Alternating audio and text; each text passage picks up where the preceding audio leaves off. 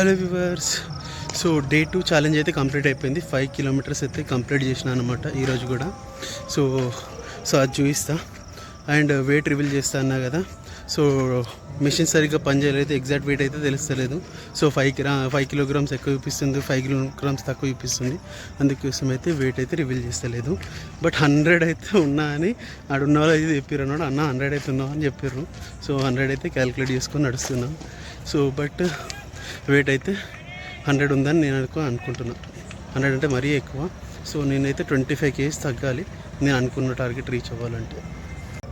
So నేను 9:11కి అట్లా start చేసిన అనమాట. ఇప్పుడు చూడండి 1 అవర్ అయింది కంటిన్యూస్గా 5.33 కిలోమీటర్స్ నడిచిన అనమాట. సో ఆగినా కాబట్టి పేస్ చూపించట్లేదు. ఓకే, సో ఈరోజు టార్గెట్ అయితే రీచ్ అయినా.